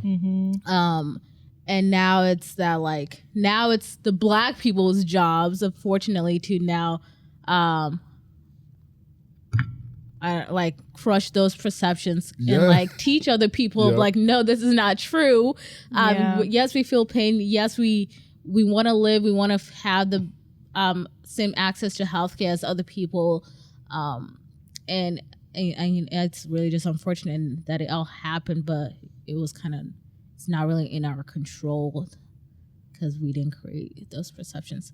Right. And do you feel like, because I'm feeling this kind of working in like predominantly white spaces, it's like, now I'm trying to not perform, but like be this good example of a black person, so that when you see other black people, you're not immediately think racist things. You're like, well, I know Sam and he's good, so maybe I'll think. So now I'm like, I might be your only example of a black person, and now I gotta be good, even though I might not like you and want to treat you bad, but I'm like, I gotta be good because I'm the example for any other future black people that you meet. Yeah, and I think, I mean, for me, it's that like I have to like make sure I don't demonstrate that, oh, she's just an angry black woman, and like figure out how to verbalize my frustration, or basically not verbalize it because I'm like, I don't want you to think I'm just an angry Black woman and then now you put me in a box Yes. or my opinions don't matter because of the perceptions. And I also think it's that like people have a tendency to talk to me in a way they wouldn't talk to other people. And I don't necessarily know if it's due to my age or my race or... Yvonne's literally reading my diary. Yeah, it's like you feel crazy because you're young. Mm-hmm.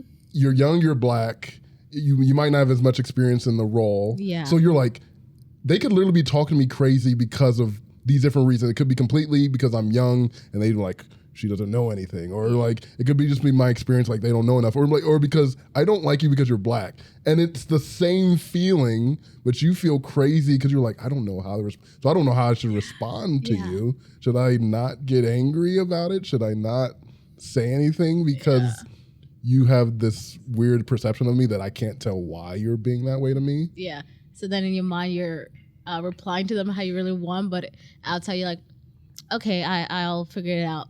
But in my head, I'm like, you should not be talking to me like this. This is not how you professionally talk to me. You need to show me respect.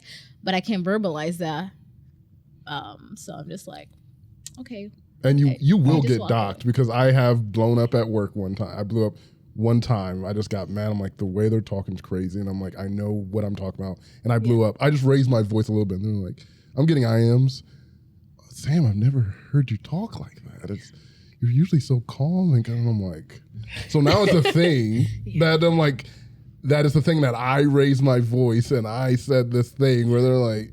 Yeah. And it's like, so if you raise your voice one time, it's how, now that's who I am. They categorize you. But the people who raise their voice numerous times, it's like, oh, it's There's okay. dudes just yelling all It's the time. just I'm like, okay, that's It's that just guy. them. Yeah. So. I had a question though about to touch back on the performative piece. I'm like, because for me, all throughout school, I grew up in like predominantly Black school, and then I went to like kind of like mixing pots throughout the rest of my career at school, and then when I finally decided to transfer to a different program in college, it was all white. And like for me, like personally, for the first like 5 courses, like classes I was taking, I never talked just because I felt like I was the odd man out all the time. And it was like the worst thing for me. Like I was like, I literally don't connect to any of these people besides what we do. Yeah. But even then, it's not like really collaborative at this point. We're just learning the basics. Yeah. But then that's the other thing. Since of what I've been doing, like in my outside time, I was kind of ahead of some of these people in class. I was like, I'm ahead of you, but I don't connect to you either. Ooh. And so I was just like, I would just shut down because I'm like, I feel like I just can't. And then like, yeah, I've had a few of those like, oh, like you're actually really well developed for you. Ooh. And I was like, well, I think the worst thing is when you start to almost believe it, because I grew up in like elementary school, middle school was like Black schools, and then I went to like a predominantly Hispanic schools. But we live in Nebraska, which is very largely white, so we're dealing with white people a lot. So when I was a nerd, so I was like always honors roll, all that stuff, and there would be many Black people up there, and I'm like, well, maybe it's true. Maybe I'm like an elite Black person. Not until I got a scholarship. It was a scholarship for people of color, and the first year they would fly us to LA to all the kids, the scholarship kids got together, and I'm like, that's the first time where I'm like, because it's like 1,000 kids, and you're like, all these people of color, smart people, all different types of people. I'm like, no, it's like a thing that you put in a mindset if you're in a scarce place that you think something, and I'm like, it's not like that. These are people literally like me. They're all over the country.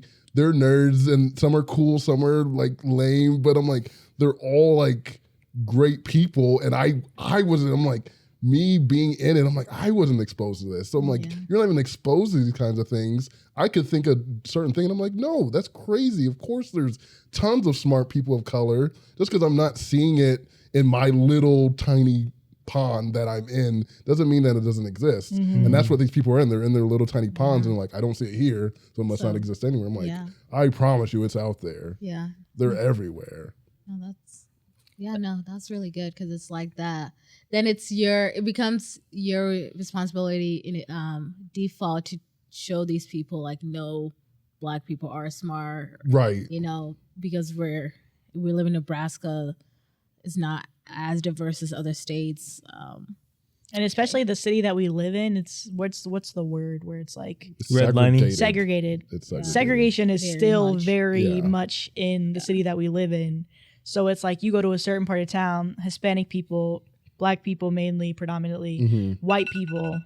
But that's something that I even think about, like, dude, even I'm really appreciative that I go to a church that's predominantly Black because I was able to be exposed to people of different cultures kind of at like middle school age. And even then I went to like the school district that I went to, it was like the public school district. So it was still pretty mixed. And then in my high school years, me and Yvonne actually went to the same high school for a little bit.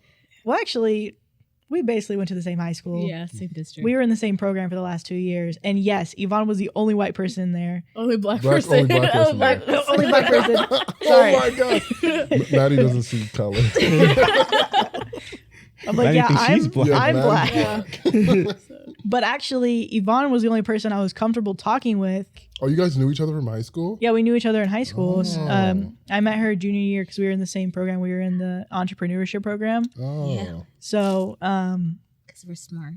she was also really quiet too. So like I was quiet and we got to know each other that way. But we kind of had each other's backs in high school. Yeah. Because everybody else, I don't know, it's just there's a certain personality about people who's in that class. Yeah. Maddie was really my only friend in that program because in the school district, it's predominantly white, but it goes like more diverse, least diverse, very least diverse. Okay. And even I was in the more diverse school, but I was, I'm pretty like my high school class was like 500 people. Probably 10 people were Black or Oh, wow. maybe That's the 20, most diverse school? maybe 20 max. Like there's not a lot of Black. Maybe now it's different, but back then there was really not a lot of Black people or, and yeah, but you know, Maddie was my friend. And, you know, like the person who was like, you speak nice for a Black person. It was Maddie who said that. I was like, did I say that? It was a person I thought was my friend, but she was my friend from like middle school to high school. And then in like, you know, you grow more in high school and I'm like, yeah, you're low-key kind of racist. Who was it? Did I know them? No. Oh. I don't think so.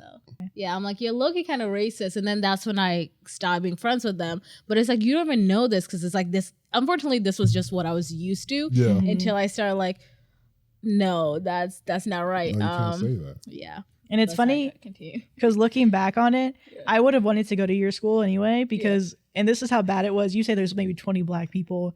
There was at my school, and I wasn't even at the least diverse school. I was the middle one. The middle diverse. I was the middle one where it was a lot of white people, maybe 10 Black people max, but there was still some color in there. You're like, hey, you know. But yeah, no, I went to her school as my freshman year, and I actually felt more comfortable there because there was at least more diversity of people. There was more Hispanic people. There was no Hispanic people in my school. It was like a few Black people and then like some Indian people and then all white people, all whiteys. And oh my God. You can say that. We can't say Yeah, that. we can't say that. all crackers. Oh my gosh. You got to bleep all of that. And Hard R. crackers. And so then I transferred to that other school just because it was the school that all my siblings went to. But looking back on it, I'm like, I kind of wish I would have stayed at that school because I made better friends there anyway. There's more real people there. But the program that we were in the last 2 years semesters, or the last 2 years of our high school lives, it was a mix of all three schools. So it was her school, which was the most diverse white school around.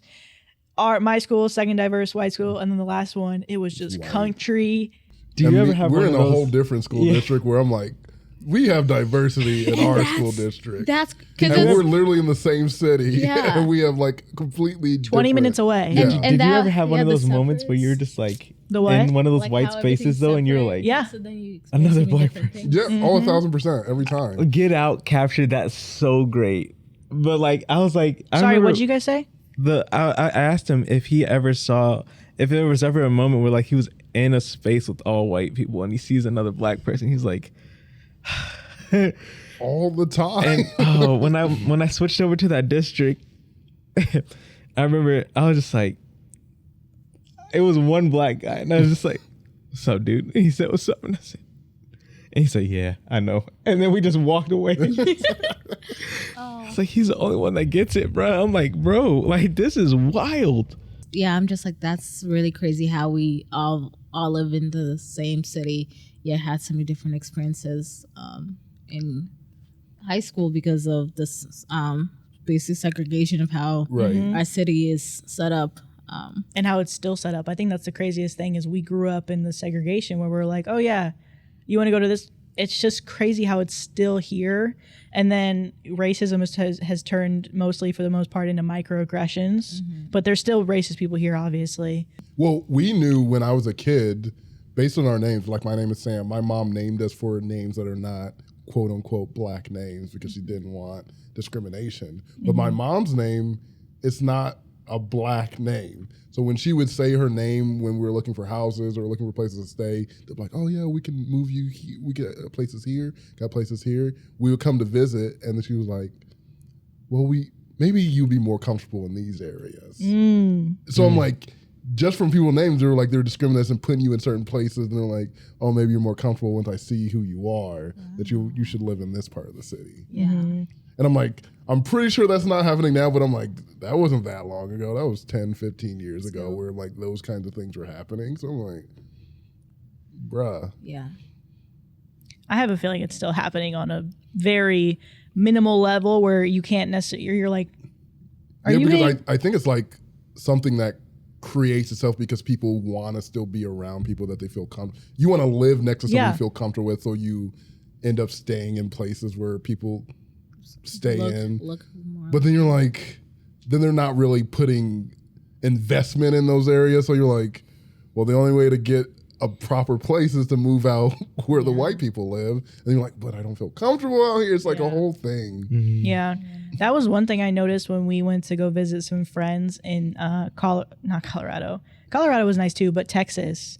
Tejas. We Oh, were yeah. in like Fort Worth. Fort Worth. We were in Fort Worth, outskirts. Texas. It was like the country. Kind of near, was it near Dallas or No. not near, but It Well, was it's like, all one big Dallas Fort Worth. It's just one. oh, big- right, Dallas Fort Worth. yeah. And that area was actually very diverse and it felt very comfortable because it's like you walk, you're seeing different people all the time. Yeah. That's not normal in Nebraska. Yeah. And so it's like, if this place wasn't so highly populated and expensive and the traffic wasn't horrible, I would consider moving down You here. named just bad things. I'm like, That's if it. it wasn't the worst place on earth, I would live there because it is very diverse. Yeah. It's literally, I'm not a traffic person and it's very expensive, but otherwise I'm like, this place is great. Yeah, my mom lives there. I'm like, I would never move down here. Yeah. It sucks. There's too many people. I don't like. It's a lot of people. I don't like big cities anyway, so I'm like, it's way too many people. Yeah. The traffic's crazy. It's Texas. Commute. Oh my God. The commute is insane. Yeah. Like I was Yeah. like, we're driving 1 hour for a gas station. Can we Like, really Oh, be, dang, really? can you really be saying, can you whisper it's Texas in the mic when we live in Nebraska though? Like it's Nebraska. Texas is a different thing to me. Okay. Texas and Florida are like different kind of places. That I have no interest in being there for long. Why are periods you of like? time. I will travel there, for a vacation, but living there. Nebraska's just like, we don't have much. And maybe I think it's because I've lived here, so I'm conditioned to be here. I'm like, we're fine. We're Right. bad in some ways and we're good in some ways. Yeah. Florida, I feel like. Florida's crazy. How are you going to have Right a game now? that if you put Florida man on your birthday that you'll find a crazy story that happened to a Florida man? It it's works for every day. every day. Some Florida man's going crazy over there. Wait. Explain that. So Oh, you if, haven't heard if that. you put in Look Google, it if you up. put your birthday, you put Florida man, Okay. it'll give you a news story of something that happened. Something on that day. crazy that happened in Florida. So we got to see yours. Like my whole birthday. Just Like- just No, the date, like month and October day. 4th or something. Yeah, Okay. and see what the top story is. I think the one that I did, some man either like fought an alligator or he got eaten by an I gotta look at alligator. mine because mine. I gotta look would at have mine me now. dying. Someone murdered someone. Florida man chokes woman, sets house on fire, returns to scene to shoot at deputies. Oh my god! That was 3 years ago. Florida man steals car, train sends it crashing into a home. Okay. That was last year. Here's mine. I got 2. Florida man arrested after allegedly pouring ketchup on sleeping girlfriend. And Florida man throws baby at deputy following wild high-speed chase. Okay. Mine is Florida man breaks into woman's house, sits on her couch, and makes unusual requests. Yeah, ready for mine? Yeah. Florida man, 70, slams a child because they were being too noisy at the playground. Oh my God. See, Florida, they're wilding out here, man. They're wilding out in Florida, and I don't want to be there. This one's Florida man tried to run over son because he didn't want to take a bath. I have Oh my I have another gosh. one that says this is from this year, this year. Florida man faces charges in Villages black market erectile dysfunction drug case. Florida man gets taken to the hospital after getting bitten in the face by a shark. So I think what we all know is we can't go on a family vacation there. Like mean, you this can next vacation story. there. Yeah, let's go. Oh, yeah. Like this. Oh, sorry. I'm sorry. He forgot going, we were on keep the going. podcast. I'm like, yeah, you vacation. You just stay in Florida for short periods of time. You don't live in Florida. Our Right. friend was saying Texas is the only place you can live and vacation in at the same time How? Yeah. because you just go to a different part. It's so Because it's so different. Yeah. Oh, okay. It is wild. Because I'm like, yeah, we drove to Houston Mm-hmm. from Nebraska, and Houston is like a different vibe than Dallas is. San Antonio's my favorite. San I think San Antonio's the Antonio's greatest. actually cool. But everything, I'm like, I've never been to San Antonio. Am I the asshole for asking my fiance to skip this year's Christmas family vacation because our baby is due? Well, No. can't you not travel a certain time? Yeah, the woman can't. Mm-hmm. Yeah. oh, really? At what? At a how certain far? point, Oh, I don't think it's bad. safe for them to With travel. the radiation and all the TSA and stuff, it's not good for the baby. What are the TSA doing to people? Because the body baby's scan? smuggling like Oh, some stuff. No, I thought you meant like the TSA agents are like doing things to the people, and I'm like, Yeah, well, like if you're I just smuggling assumed stuff, it they was gotta a pat body you down. scan. It's I not don't know what safe for this. actually, sometimes they be else? patting me down, and I'm like, it's getting a little grabby, bud. they're always like that. Well, some do the back of the hands where they like do that, but some flip over, and I'm like, I don't think you should be doing that. But I'm just trying to get on this plane, so I'll let it happen. I have gone to Florida with his family for the past 5 years for at least part of Christmas. Every other year, I've returned before to spend Christmas Day with my family. This year is the first time in a long time that all of the other siblings are able to overlap dates. My fiance has major FOMO, which is why this is a sensitive subject. His parents have always been weird about keeping their family close. They never said it outright, but little things suggest they don't consider me completely part of their family yet since we aren't married. Also, my parents are overseas dealing with a grandparent emergency. My mom has been kept in the loop though and is trying to come back as soon as she can. So my fiance and I, 31 male and 31 female, are expecting our first baby due December 30th. His family has a vacation home in Florida, and they have gone every year during the holidays for about a month until after New Year. Wow.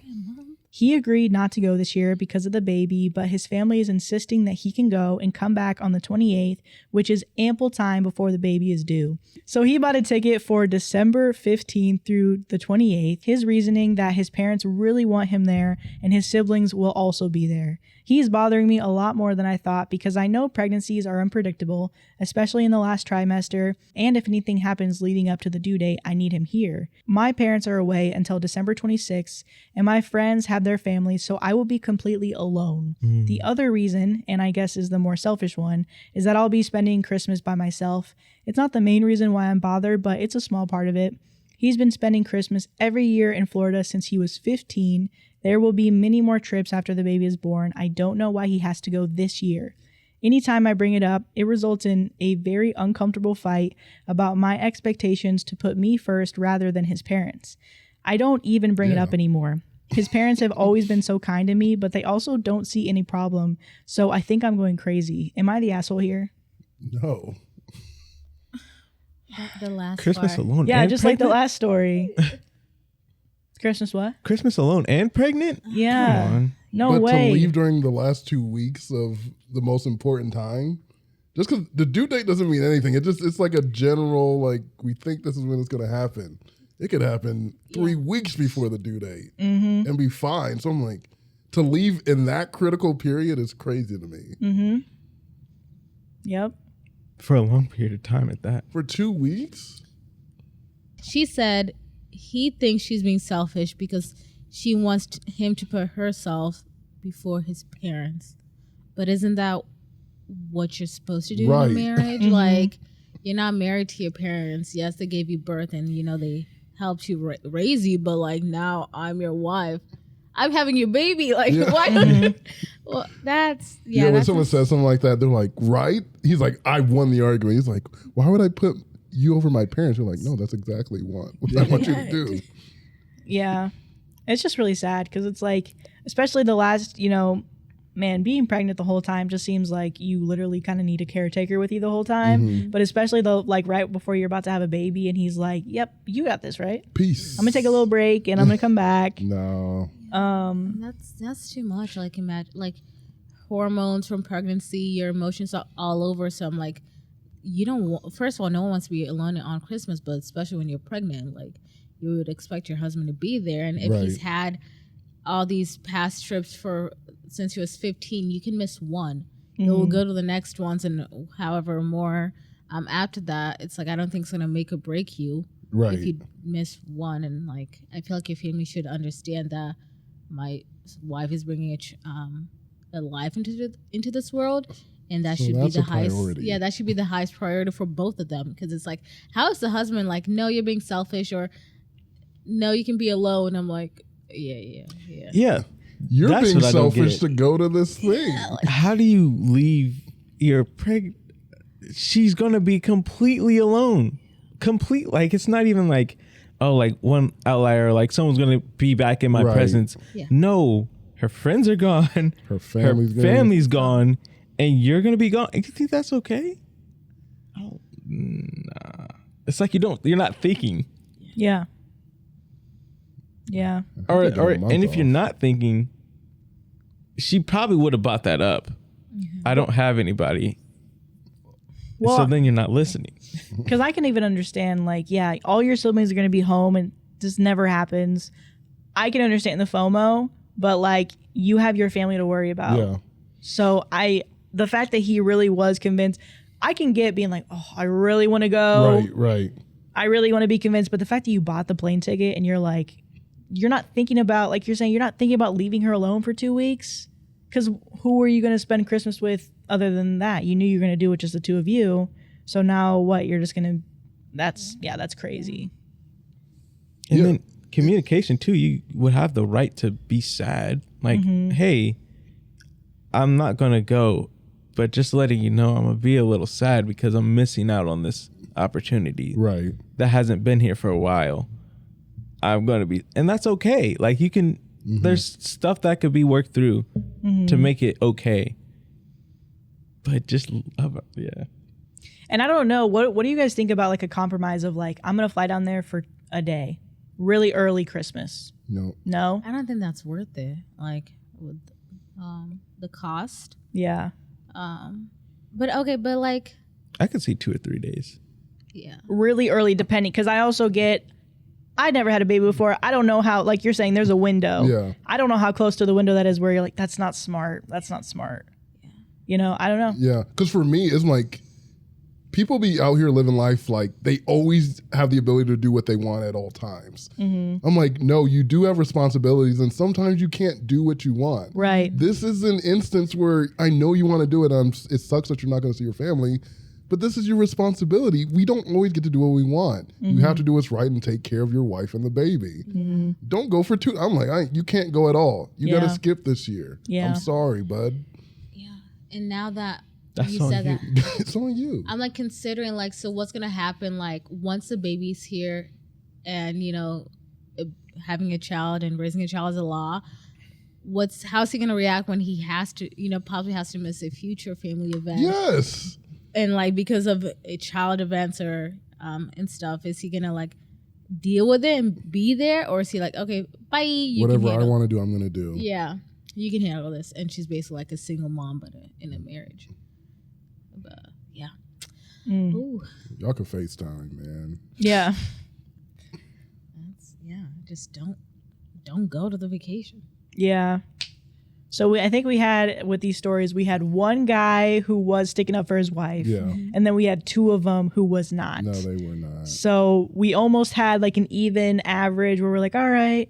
But in the two weren't, the families were also bad because they were agreeing. They were like, yeah, this is fine. What are you talking about? yeah, so it's like, okay, we see where the apple doesn't fall too far from the tree. Yeah. I feel like people don't put their what's it, shoes, their feet in the other people's shoes. Mm-hmm. Walk a mile in my shoes. Yeah, like they don't look at anything from other people's perspective. Like if you were that person, if you were her, would you be like that? Mm-hmm. Would you be okay with that? I feel like no. But Yeah, go ahead. I was gonna say, but I also like, I think it's easy for the husband. Like in these stories, it was the husband's family. I think it's easy for the husband to agree with their side because that's who raised them, right? But it doesn't make it right. Like, but yeah, you can agree with it, but like once it hits the action, that's where it's like, okay, come on, man. That's like if I was your friend and you told me that, I'm like, bro, what are you doing? Yeah. Mm-hmm. You gotta. What are you doing? Yeah. Bro, I'm in town. Why are you here? How'd you get here? Where's your wife? Like, I don't know. She's just rolling trying to get out of bed. Yeah. And you're like, I don't know what she's doing. She's just in the bathtub trying to get an angle where she can pop up. Yeah. Well, I think the next time you see us, it might be an extra episode on Saturday or our New Year's Eve episode with Sammy. So I think we're retiring these sweaters until next year. Yeah. Really? I think we worn them out. Put a lot of work into these sweaters. His arm's back. His arm's back. Hallelujah. Yes. We will see you guys next week, close to the end of the year, and then we'll see you in 2024. Bye. Bye. Jamba Juice is my favorite spot. Yeah. I get bench presses on the dot. Scooters is good too. Scooters can suck my nut. Whoa. I said it. My left one. Okay. All right.